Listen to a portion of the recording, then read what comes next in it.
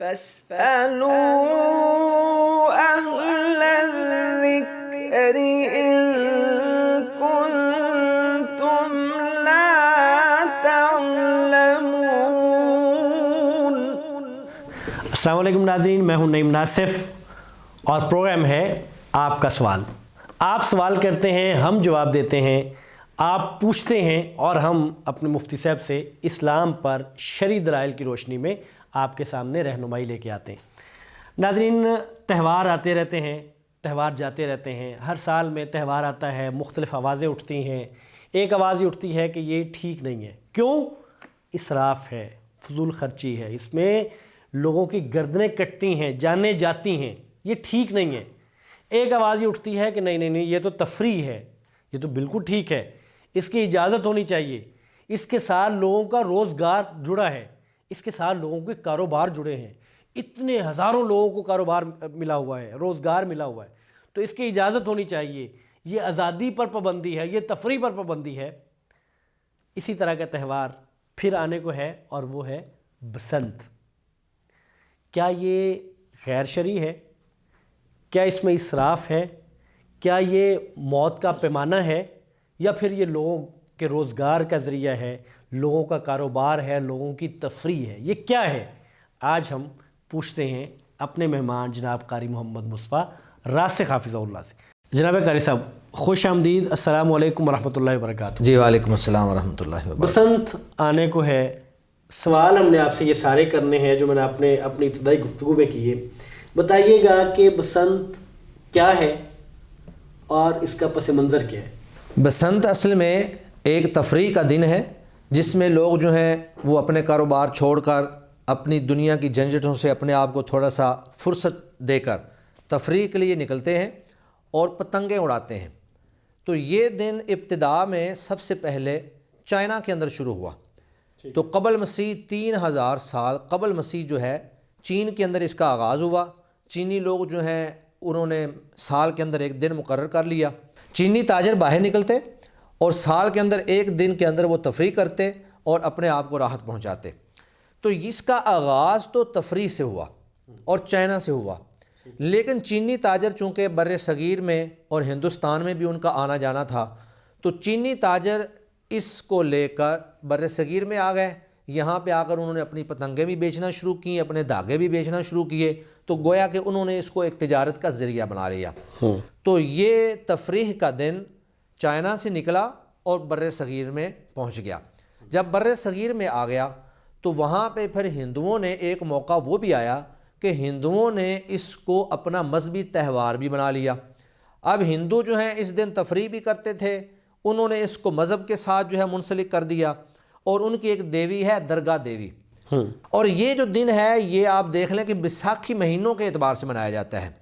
یہ ایک مہینہ ہے مگر، تو مگر کی 5 تاریخ کو بسنت کا دن جو ہے وہ منایا جاتا ہے، اور اس کے اندر یہ درگا دیوی کے نام پہ جو ہے پتنگیں اڑاتے تھے، تفریح کرتے تھے، اور اس دن جو ہے یہ اپنے براہمن جو ان کے رہنما، مذہبی رہنما اور لیڈر ہوتے، ان کو کھانے کھلاتے اور بتوں کے نام پر بے شمار چیزیں جو ہے یہ تقسیم کرتے۔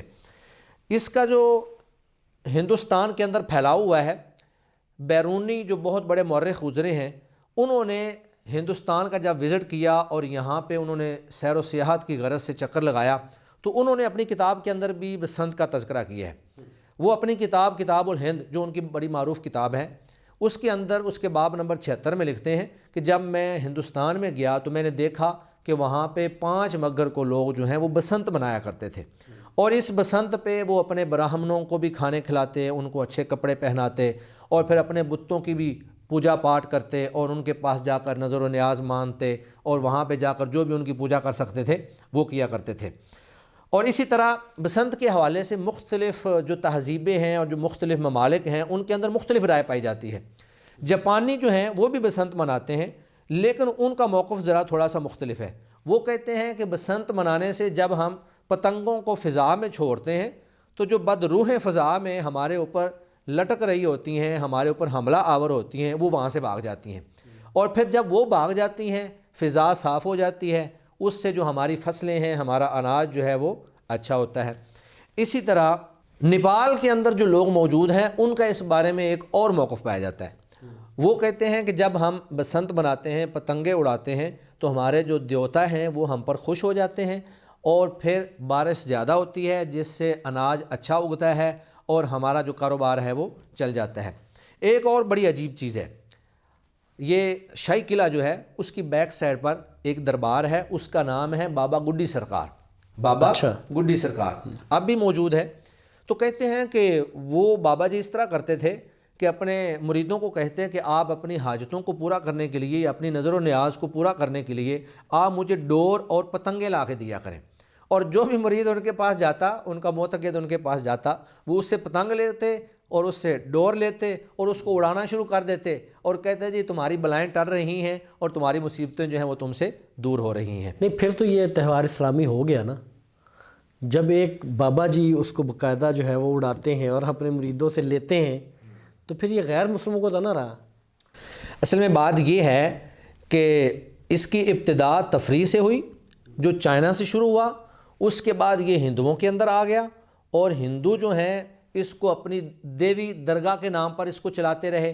اب چونکہ ابتدا اس کی تفریح کے بعد پھر ہندوؤں کے تہوار کی بنیاد پر ہوئی، تو جو تہوار ابتدا میں کسی دوسرے مذہب کا ہو، غیر اسلامی تہوار ہو، اس کو اگر مسلمان بھی منانا شروع کر دیں تو وہ اسلامی نہیں ہو سکتا ہے. جس طرح بسنت جو ہے، اسی طرح آپ کہہ لیں کرسمس ڈے ہے یا ویلنٹائن ڈے ہے، کئی اور بھی تہوار ہیں جو ہمارے مسلمان مناتے ہیں. اور پھر اس طرح برتھ ڈے مناتے ہیں، مدر ڈے مناتے ہیں، فادر ڈے مناتے ہیں. یہ سارے تہوار جو ہیں یہ غیر اسلامی ہیں اور اسلام کے اندر ان کا کوئی وجود نہیں ہے، لیکن ہم مسلمان دیکھتے ہیں بے شمار مسلمان یہ منا رہے ہیں. تو کسی مسلمان کا کسی تہوار کو منا لینا یا کسی بزرگ ہستی کا کسی تہوار کو منا لینا، یہ اس بات کی ہرگز دلیل نہیں ہے کہ اب وہ اسلامی ہو گیا ہے. ایک بات تو یہ ہے. دوسری بات یہ ہے کہ بابا گڈی سرکار جو منا رہے تھے، یہ ایک ہمارے ہاں ہمارے معاشرے کے اندر خاص طور پہ جو شرک کا شائبہ پایا جاتا ہے اور بڑے بڑے دعوے کیے جاتے ہیں، یہ ہم لوگوں کو بخشوا لیں گے اور ان کو جنت کے سرٹیفکیٹ دے دیں گے. نعوذ باللہ، یہ ایسا دعویٰ ہے جو انبیاء بھی نہیں کیا کرتے تھے. پیارے نبی صلی اللہ علیہ وآلہ وسلم نے بھی اپنے خاندان کے جو نمایاں لوگ تھے ان کو بلایا اور ان کو کہا کہ اپنے آپ کو جہنم کی آگ سے بچا لو، میں کل قیامت کے دن تمہارے کسی کام نہیں آ سکوں گا. حتیٰ کہ اپنی لخت جگر سیدہ فاطمہ رضی اللہ تعالی عنہا کو کہا کہ انقذی نفسک من النار فانی لا اغنی عنک من اللہ شیئا. اے میری پیاری بیٹی، دنیا کا جو کچھ میرے پاس ہے یا جو تو لینا چاہتی ہے وہ مجھ سے لے لے، لیکن کل قیامت کے دن میں تیرے کسی کام نہیں آ سکتا. تیرے اعمال اور تیری نیکیاں ہی تیرے کام آئیں گی. تو آج اگر کوئی شخص یہ کہے کہ کسی سے وہ پتنگ لے کر اڑائے اور یا کسی سے بکرا لے کر جو ہے وہ ذبح کر کے کھا جائے یا کسی سے مرغ لے کر اس بات کا دعویٰ کرے کہ میں آپ کی بلائیں جو ہیں وہ ٹال دیتا ہوں، آپ کے اوپر آنے والی مصیبتوں کو ٹال دیتا ہوں، تو نفع اور نقصان کی مالک صرف اللہ کی ذات ہے. نفع اگر کسی کو پہنچ سکتا ہے تو وہ صرف اللہ رب العزت پہنچا سکتے ہیں، نقصان اگر کسی کو پہنچ سکتا ہے تو وہ بھی اللہ رب العزت پہنچا سکتے ہیں.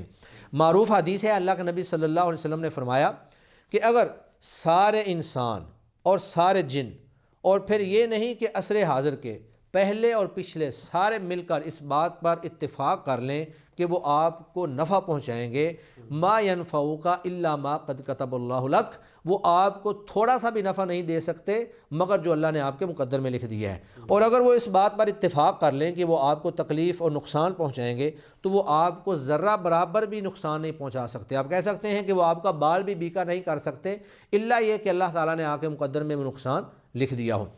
تو یہ تہوار جو ہے آغاز تفریح سے ہوا، اس کے بعد پھر یہ ہندوؤں نے اس کو باقاعدہ اپنے مذہب کا حصہ بنا لیا اور پھر یہ جاپانی اور نیپالی لوگ بھی اس کو مختلف موقف رکھ کر اور مختلف عقائد رکھ کر مناتے ہیں. لہٰذا اس کو بابا گڈی سرکار کے منانے سے اس کو اسلامی تہوار نہیں کہا جا سکتا ہے. اچھا شیخ، اس کا حقیقت رائے سے کیا تعلق ہے؟ وہ واقعہ کیا ہے؟ جی، حقیقت رائے وہ ہندو نوجوان ہے کہ جو سیال کوٹ کے ایک کھتری کا بیٹا تھا، تو اس کا اپنے سکول میں چند مسلمان نوجوانوں کے ساتھ جھگڑا ہو گیا. تو اس نے جھگڑے کے دوران نبی مکرم صلی اللہ علیہ وآلہ وسلم کی شان میں گستاخی کی، اسی طرح سیدہ فاطمہ رضی اللہ تعالی عنہا کی شان میں بھی گستاخی کی. تو جس پر مسلمان جو ہیں وہ مشتعل ہو گئے. مسلمانوں نے پولیس کو ٹیلی فون کر دیا، پولیس نے آ کر اس کو گرفتار کر لیا اور اس کا جو مقدمہ ہے وہ لاہور کی عدالت میں بھیج دیا گیا. لاہور میں اس وقت زکریا خان گورنر تھے اور یہ مسلمان تھے، تو ہندوؤں نے بڑی کوشش کی کہ کسی طرح جو ہے اس کو چھوڑ دیا جائے اور اس کو سزا نہ دی جائے، لیکن زکریا خان جو ہیں وہ اپنی بات پہ ڈٹ گئے۔ انہوں نے کہا کہ جہاں حرمت رسول کا معاملہ ہوگا وہاں پہ کمپرومائز نہیں ہو سکتا ہے، چنانچہ اس کو سزائے موت دے دی گئی۔ ہندوؤں نے پوری کوشش کی کہ کسی نہ کسی طرح سے ہم اس کو بچا لیں، لیکن زکریا خان جو ہیں وہ اپنی بات پہ ڈٹ گئے۔ تو جب اس کو موت کی سزا دے دی گئی تو اس وقت اس کو جو سزا دی گئی وہ سکھ نیشنل کالج، یہ جو گھوڑے شاہ کا علاقہ ہے نا، یہاں پر ایک تھا کالج، نیشنل کالج سکھوں کا، اس کا نام تھا سکھ نیشنل کالج، اس کے گراؤنڈ کے اندر اس کو سزائے موت دی گئی تھی۔ آج کل وہ علاقہ جو ہے وہ انجینئرنگ یونیورسٹی کا حصہ ہے۔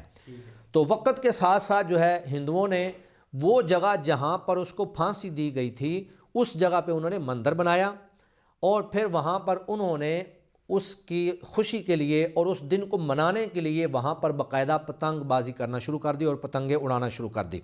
لیکن قیام پاکستان کے بعد جب پاکستان بن گیا، واضح بات ہے یہاں ہندوؤں کی تعداد زیادہ نہیں رہی، ہندو جب یہاں سے چلے گئے تو وہ مندر بھی آہستہ آہستہ ختم ہو گیا، اور اس کے ساتھ جو سکھ نیشنل کالج تھا وہ بھی ختم ہو گیا، تو اب اس کا وہاں پر کوئی تصور موجود نہیں ہے۔ تو حقیقت رائے جو ہے اس کی پھانسی، اور پھانسی کا سبب گستاخی رسول اور اسی طرح سیدہ فاطمہ رضی اللہ تعالی عنہ کی توہین یہ تھا۔ تو انہوں نے اس چیز کو بنیاد بنا کر جو ہے کہ انہوں نے اللہ کے نبی کی توہین کی ہے، سیدہ فاطمہ رضی اللہ تعالی عنہا کی توہین کی ہے، لہٰذا انہوں نے اس کو اپنا ہیرو بنا لیا، اور اس کا دن یا اس کی برسی اس انداز میں مناتے تھے کہ وہاں پر اکٹھے ہوتے اور وہاں پہ پتنگیں اڑایا کرتے تھے۔ تو حقیقت رائے کا یہ اصل معاملہ ہے۔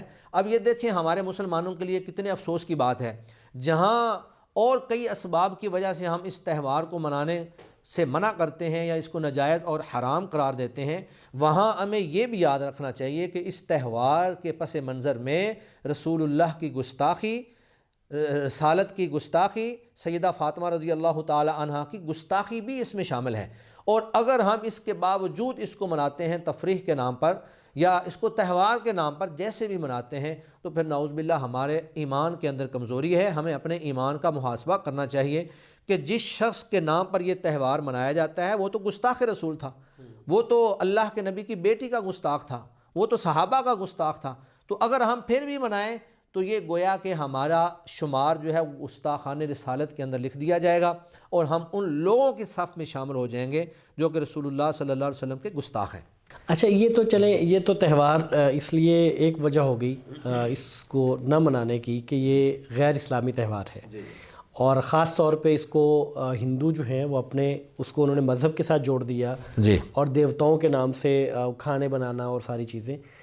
لیکن یہ بتائیے گا کہ کیا اس تہوار کو منانے کی یہ واحد وجہ ہے یا اس کے علاوہ بھی کچھ وجوہات ہیں؟ مثلا جیسے اسراف ہے، یعنی کہ آپ کچھ فائدہ حاصل نہیں ہوتا اور آپ کروڑہا روپے اس پہ لگا دیتے ہیں، اور جس طرح ہمارے بچے چھتوں پہ چڑھ کے مناتے ہیں تو گر کے یا زخمی ہو جاتے ہیں یا جان سے ہاتھ دھو بیٹھتے ہیں، یا ایک آدمی سفر پہ جا رہا ہے اس کے گردن پہ ڈور پھرتی ہے اور وہ جان دے دیتا ہے یا زخمی ہو جاتا ہے، تو یعنی اس کی وجوہات ہی اس کو غیر اسلامی بناتی ہیں۔ اس کے غیر اسلامی ہونے کی بڑی وجہ تو یہ ہے کہ یہ ایک ہندو تہوار ہے، ٹھیک ہے، اور جب ہم اس تہوار کو منائیں گے تو گویا کہ ہم ہندوؤں کی مشابہت اختیار کر رہے ہیں، اور پیارے نبی صلی اللہ علیہ وآلہ وسلم نے کسی بھی قوم کی مشابہت سے سختی سے منع فرمایا ہے۔ اللہ کے نبی صلی اللہ علیہ وسلم نے فرمایا کہ من تشبہ بقوم فہو منہم، جو کسی قوم کی مشابہت اختیار کرتا ہے وہ انہی میں سے ہو جاتا ہے۔ اور پھر دوسری روایت میں اللہ کے نبی صلی اللہ علیہ وسلم نے فرمایا کہ المرء مع من احب، کہ آپ جس قوم کے ساتھ یا جس شخص کے ساتھ آپ محبت کریں گے کل قیامت کے دن آپ کو اسی کے ساتھ کھڑا کیا جائے گا۔ تو یہ ایک پہلی بڑی وجہ ہے کہ یہ ہندو تہوار ہے، اور وہ باقاعدہ اس کو دیوتوں اور دیوتاؤں اور اپنی دیویوں کے نام پر اس کو مناتے ہیں۔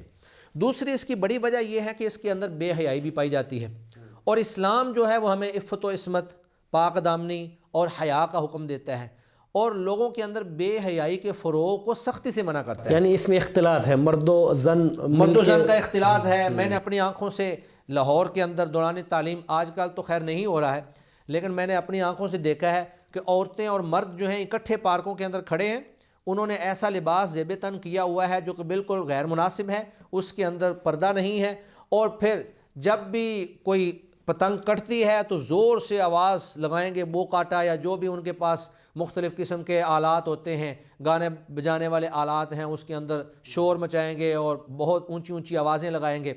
تو ایک تو اس کے اندر بے حیائی پائی جاتی ہے۔ اسی طرح اس کے منع ہونے کا اور حرام ہونے کی ایک وجہ یہ بھی ہے کہ اس کے اندر جانی نقصان بہت زیادہ ہے۔ بے شمار نوجوان، بے شمار بچے اور خواتین جو ہیں وہ ڈور پھرنے کی وجہ سے، بعض کی گردن پوری ہی کٹ گئی، بعض کے ہاتھوں پہ جو ہے وہ ڈور پھری، اور بعض جو ہیں وہ جان کی بازی ہار بیٹھے، چھت سے گر گئے، چھت سے گر اڑاتے گئے، ہوئے، ہاں جی چھت سے گر گئے، یا پتنگ پکڑتے ہوئے جو ہے وہ کسی گاڑی کے نیچے آ گئے۔ اس طرح بے شمار حادثات ہوئے ہیں۔ اور میرے سامنے وہ ایک تصویر اب بھی میرے سامنے آ رہی ہے کہ اخبار میں ایک تصویر تھی کہ ایک آدمی نے اپنی بیٹی، چھوٹی سی بیٹی تھی اس کو، کوئی 2-3 سال کی، موٹر سائیکل پہ اس نے آگے بٹھایا ہوا ہے، اور یکدم ڈور اتنی تیزی سے پھری کہ اس بچی کا پورا جو گلا ہے وہ کٹ گیا۔ اب وہ بندہ جو ہے گلا کٹا ہوا ہے، اس کی بیٹی لہو لہان ہے، اور اپنی بیٹی کو اٹھا کے رو رہا ہے کہ میں اپنے خون کو کس ہاتھ پہ تلاش کروں۔ تو یہ اس طرح کے بے شمار واقعات ہوئے ہیں اور یہ اخبارات کی زینت بنتے رہے ہیں۔ اس میں جو ایک بڑا نقصان یہ بھی ہوتا رہا کہ بجلی کے بہت ساری تنصیبات جو ہیں وہ ان ڈوروں کی وجہ سے، پتنگوں کی وجہ سے، بے شمار گرڈ جو ہیں وہ جل گئے، بے شمار ٹرانسفارمر جو ہیں وہ جل گئے، واپڈا کا کروڑوں اور اربوں کا نقصان ہو گیا۔ یہ سارے اعداد و شمار اخبارات کے اندر اس وقت آتے رہے ہیں۔ تو اسی طرح کبھی بجلی آ رہی ہے، کبھی بجلی جا رہی ہے، تو یہ بھی ایک معاشی نقصان جو ہے یہ بھی اس کے حرام ہونے کا اور اس کے ناجائز ہونے کا ایک بڑا سبب ہے۔ اسی طرح اس کے اندر فضول خرچی پائی جاتی ہے، یعنی آپ فضول کام کے اندر لاکھوں روپے خرچ کر رہے ہیں۔ یہ لوگ جب پتنگ اڑاتے ہیں تو مہنگی مہنگی پتنگیں، اور پھر اس کے اندر بڑی مہنگی ڈوریں استعمال کرتے ہیں۔ پھر ڈوروں کے اندر بعض ڈوریں ایسی ہوتی ہیں کہ جن میں کیمیکل لگا ہوتا ہے، وہ جو ہی آپ کے ہاتھ کے اوپر پھرے گی تو فوراً آپ کا ہاتھ جو ہے وہ کاٹ کے رکھ دے گی۔ مقصد یہ ہوتا ہے کہ وہ دوسری پتنگ کو کاٹ دے، دوسری پتنگ کو کاٹ دے۔ اور پھر بعض تو اس طرح کرتے ہیں کہ وہ باقاعدہ تانبے کی جو تار ہے نا، ڈور، وہ استعمال کرتے ہیں۔ تو جب وہ تانبے کی تار استعمال کی جاتی ہے تو وہ جہاں بھی واپڈا کی لائنوں کے اوپر گرے گی تو وہاں پہ فوراً دھماکہ ہوگا اور واپڈا کا نقصان ہو جائے گا۔ تو یہ جو جانی نقصان، مالی نقصان، بے حیائی، اور پھر اس طرح موسیقی ہے، موسیقی لوگ لگاتے ہیں، ساتھ گانے چل رہے ہوتے ہیں، ساتھ پتنگیں اڑ رہی ہوتی ہیں۔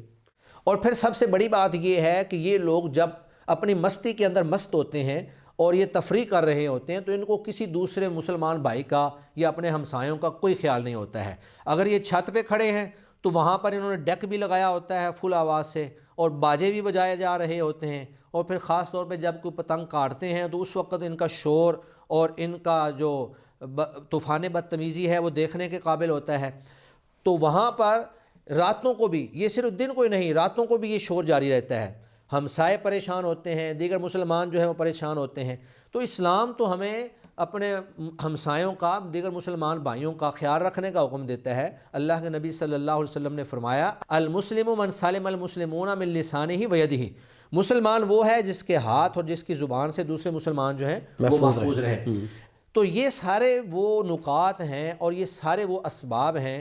مثلا بے حیائی کا فروغ ہے، کفار کے ساتھ مشابہت ہے، معاشی نقصان ہے، جانی نقصان ہے، فضول خرچی ہے، اور دوسرے مسلمان بھائیوں کے حقوق کی حق تلفی ہے، ان کو اذیت ہے، ان کو تکلیف ہے۔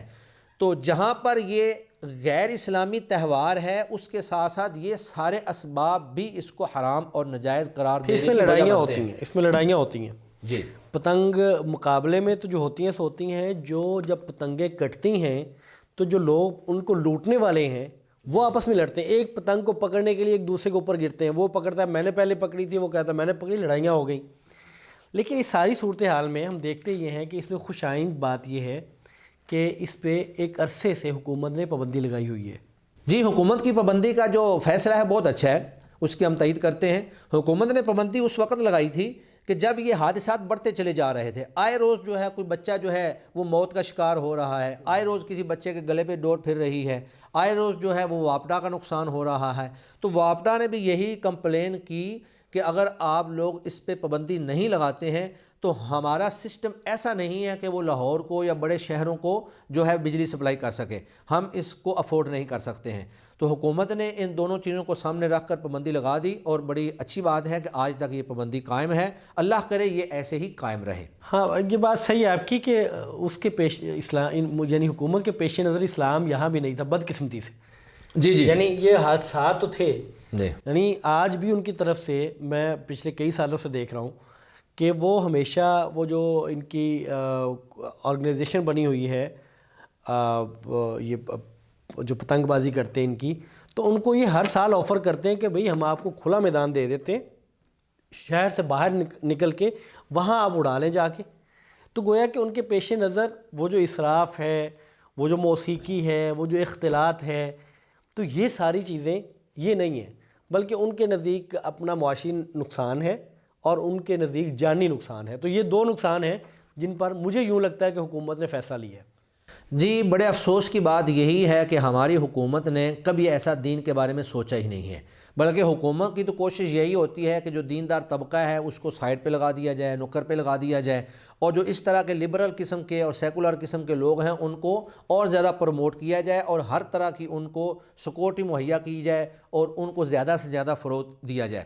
تو اگر یہ حکومت نے پابندی لگائی ہے تو آپ کی بات ٹھیک ہے، میں اس سے 100% اتفاق کرتا ہوں کہ انہوں نے اپنے معاشی نقصان کی بنیاد پر یا یہ جانی نقصان ہو رہا تھا اس بنیاد پر لگائی ہے، نہ کہ اس وجہ سے کہ یہ غیر اسلامی تہوار ہے۔ بہت شکریہ شیخ، اللہ تعالیٰ آپ کو برکت سے نوازے۔ ناظرین، اسلام میں تفریح موجود ہے، تفریح کا تصور موجود ہے۔ اسلام کھیلوں کے خلاف نہیں ہے، اسلام خوشی کے خلاف نہیں ہے، اسلام گیدرنگ کے خلاف نہیں ہے، لیکن اسلام یہ چاہتا ہے کہ جو تفریح ہو، جو کھیل ہو، وہ با مقصد ہونی چاہیے۔ اس سے ایک مجھے یا کسی مسلمان جو کھیلنے والا ہے، جو تفریح حاصل کرنے والا ہے، اس کو اس سے فائدہ ہونا چاہیے۔ فائدہ کیسا؟ میں جسمانی طور پہ مضبوط ہوں، تفریح ایسی ہو کہ میں وہ تفریح حاصل کروں تو مجھے میری صلاحیتوں میں اضافہ ہو، میں جسمانی طور پہ مضبوط ہوتا ہوں۔ میں کھیل کھیلوں تو ایسا کھیل کھیلوں کہ جو مسلمانوں کو فائدہ دینے والا ہو، میری صلاحیتیں جس سے بڑھیں۔ تو اسلام ایسے کھیل، ایسی تفریح کا بالکل مخالف نہیں ہے۔ دوڑ بازی ہے، تیر بازی ہے، نشانہ بازی ہے، آپ سوئمنگ کرتے ہیں، یعنی وہ تمام چیزیں جو کسی وقت میں آ کے مسلمانوں کے لیے فائدے کی صورت میں سامنے آ سکتی ہیں، وہ تفریح کی صورت میں آپ کر سکتے ہیں۔ اسلام تفریح کی وہ تمام چیزیں جو مسلمانوں کو تکلیف دینے والی ہیں، مسلمانوں کو نقصان دینے والی ہیں، میری اپنی ذات کو نقصان دینے والی ہیں، یا مسلمانوں میں فحاشی، عریانی اور برائی کو پیدا کرنے والی ہیں، اور وہ تمام چیزیں جن سے اسلام نے منع کیا ہے، وہ ایک مسلمان کے لیے، وہ تمام مسلمانوں کے لیے، وہ انسانیت کے لیے نقصان دہ ہیں۔ میرا ایمان یہ ہے، میرا عقیدہ یہ ہے، اور جن چیزوں کی اجازت دی ہے وہ نفع مند ہے، وہ فائدہ مند ہے۔ اس لیے اسلام جب کسی چیز پہ پابندی لگاتا ہے تو وہ گویا کہ آزادیوں پہ پابندی نہیں ہے، وہ تفریح پہ پابندی نہیں ہے، وہ اصلاً نقصان پہ پابندی ہے۔ اور اسلام جب اجازت دیتا ہے تو وہ مادر پدر آزادی نہیں ہوتی۔ جس چیز کی اجازت ہے، گویا کہ اسلام یہ کہہ رہا ہے کہ آپ کو نفع کے قریب کر رہا ہے، یہ چیزیں نفع کی ہیں، ان کو آپ حاصل کر لیں۔ تو اس لیے بسنت ہو یا دیگر تہوار، اسلام کا تصور یہ ہے کہ وہ تہوار جن میں اسراف ہوگا، وہ تہوار جن میں مشابہت ہوگی، وہ تہوار جن میں موسیقی ہوگی، وہ تہوار جن میں اختلاط ہوگا، جس میں بے حیائی ہوگی، جس میں جانوں کا گنوانا ہوگا، جس میں بچوں کے گلوں کا کٹنا ہوگا، وہ تہوار اسلام اس کی اجازت نہیں دیتا۔ اس لیے یہ تہوار ایسا ہے، اس میں یہ تمام چیزیں موجود ہیں۔ اس لیے بسنت کے تہوار کے آنے پر اس بات کا شور کرنا کہ جی یہ تو روزگار ہے، یہ تو تفریح ہے، یہ تو آزادی ہے، یہ تو خوشی ہے، یہ دیکھیں ہم باقی چیزوں کا ذکر کیوں نہیں کرتے کہ یہ تو خون بہانا ہے، یہ تو مال لوٹانا ہے، یہ تو عزتیں نیلام کرنا ہے، یہ تو فحاشی کو عام کرنا ہے۔ یہ چیزیں ہیں جس کی وجہ سے یہ تہوار منع ہے۔ تو یہ ایک مسلمان ہونے کے ناطے میرا اور آپ کا فرض ہے کہ ہم خود بھی نہ منائیں، اور جو منانے والے ہمارے بھائی ہیں ان کو بتائیں کہ اسلام کیا کہتا ہے، اخلاقیات کیا ہیں، اور اس میں کیا کیا چیزیں غیر اخلاقی ہیں، غیر شرعی ہیں، تاکہ وہ بھی اس سے باز رہ سکیں۔ میرا اور آپ کا یہی کام ہے، اور یہی وہ کام ہے جس کو امر بالمعروف اور نہی عن المنکر کہتے ہیں۔ ایک مسلمان ہونے کے ناطے میرے اور کرنے کا کام یہی ہے۔ مجھے دیجیے اجازت۔ السلام علیکم ورحمۃ اللہ وبرکاتہ۔